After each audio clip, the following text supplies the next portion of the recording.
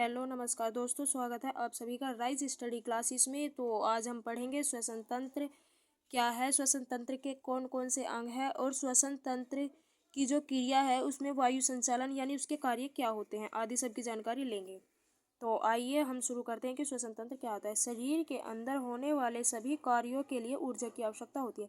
यानी शरीर के अंदर जितने भी कार्य होते हैं उनके लिए किसकी आवश्यकता होती है? ऊर्जा की आवश्यकता होती है।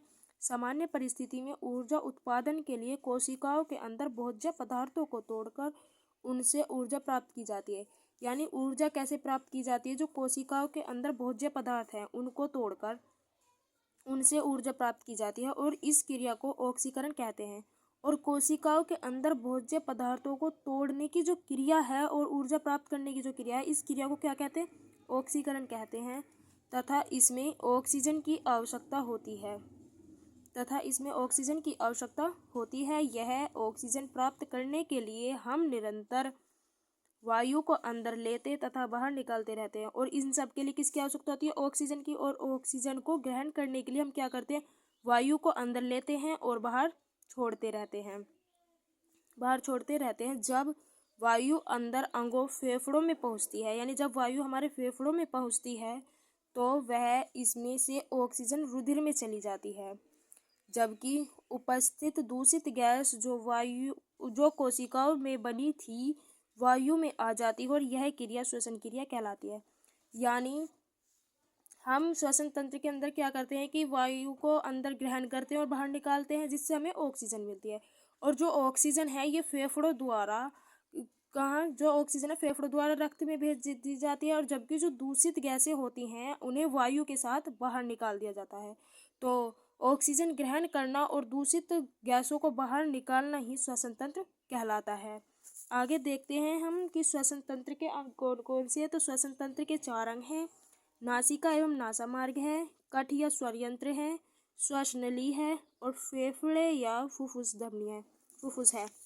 अब हम इन सबको एक एक करके डिटेल से पढ़ते हैं। सबसे पहले पढ़ते हैं नासिका एवं नासामार्ग।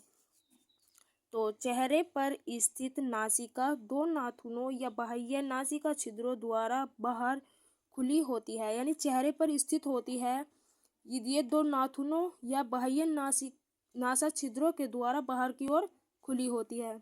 इसके बीच अंदर झांकने पर एक नासापट स्पष्ट दिखाई देता है। और जब हम इसके अंदर झांकते हैं तो झांकने पर क्या दिखता है? हमें नासापट स्पष्ट दिखाई देता है। नासा गुहा पीछे के भाग अस्थियों से घुमावदार मार्ग में खुलती है, जिसे नासा मार्ग कहते हैं। अगला पॉइंट देखते हैं, कंठ या स्वरयंत्र क्या होता है। तो ग्रसनी के पीछे किंतु निगल द्वार से पहले एक छिद्र होता है। यानी जो हमारी ग्रसनी है उससे तो पीछे और निगल द्वार के पहले एक छिद्र होता है। यह श्वास की वायु को ग्रसनी से फेफड़ों के मार्ग ले जाने वाला पहला छिद्र है। यानी जो हमारी श्वास की वायु है इसे फेफड़ों के मार्ग पर ले जाने वाला पहला छिद्र ही कौन सा है? कंठ या स्वरयंत्र है। ठीक है। और ये स्थित कहाँ होता है? ये ग्रसनी के पीछे किंतु निगल द्वार से पहले स्थित होता है। अगला पॉइंट देखते हैं, फेफड़े या फुफ्फुस। यानी 2 फेफड़े हमारे प्रधान श्वसन अंग हैं। यानी फेफड़ों का श्वसन क्रिया में महत्वपूर्ण स्थान है। ये वृक्ष गुहा में हृदय के इधर उधर स्थित होते हैं। यानी ये कहाँ स्थित होते हैं? वृक्ष गुहा में हृदय की साइड में स्थित होते हैं। कत्थई सलेटी रंग के, यानी इनका रंग कैसा होता है? कत्थई और सलेटी रंग होता है। अत्यंत कोमल यानी कोमल होते हैं तथा लचीले अंग हैं। फेफड़े क्या हैं? लचीले अंग हैं। प्रत्येक फेफड़े के चारों ओर एक गुहा होती है। यानी 2 फेफड़े होते हैं तो इनके चारों ओर क्या होती है? एक गुहा होती है, जो दोहरी झिल्ली के सभी ओर होने के कारण दोनों के बीच बन जाती है। इस गुहा को फुफ्फुस गुहा कहते हैं। अगला पॉइंट देखते हैं, श्वासनली। श्वासनली क्या होती है? श्वासनली होती है, यह एक नली है जो कंठ के बाद पूरी गर्दन में स्थित होती है। यानी जो हमारा कंठ है, कंठ के बाद पूरी गर्दन में स्थित होती है श्वासनली। यह 10 से 11 सेंटीमीटर लंबी और 1.5 से 2.5 सेंटीमीटर व्यास की होती है। यानी लंबाई कितनी होती है इसकी? 10 से 11 सेंटीमीटर और इसका व्यास होता है 1.5 से 2.5 सेंटीमीटर, जो गर्दन के सामने स्थित होती है श्वासनली। और इसमें छल्ले भी पाए जाते हैं श्वसन नली में, जो सी के आकार के हैं होते हैं। और आगे देखते हैं हम श्वसन क्रिया तथा वायु श्वसन यानी कैसे होता है। तो श्वसन क्रिया दो प्रकार से होती है, एक तो प्रश्वसन, एक निश्वसन। अब हम देखते हैं कि प्रश्वसन क्या होता है और निश्वसन क्या होता है। सबसे पहले हम पढ़ते हैं कि प्रश्वसन, इस क्रिया में वायुमंडल से नासा छिद्रों, नासा मार्ग, ग्रसनी, श्वास नाल आदि से होती हुई सीधी फेफड़ों में आती है। यानी प्रश्वसन में क्या होता है, इसमें होता है कि जो वायु है वायुमंडल से कहाँ जाती है, नासा छिद्रों, नासा मार्ग, फिर ग्रसनी में, फिर श्वसन नाल से होती हुई कहाँ आती है, सीधी फेफड़ों में आती है। फिर सामान्य अवस्था में जब सीना फूला हुआ नहीं होता, प्रत्येक पसली कुछ भीतर तथा पीछे की ओर झुकी रहती है। इस समय तंतुपट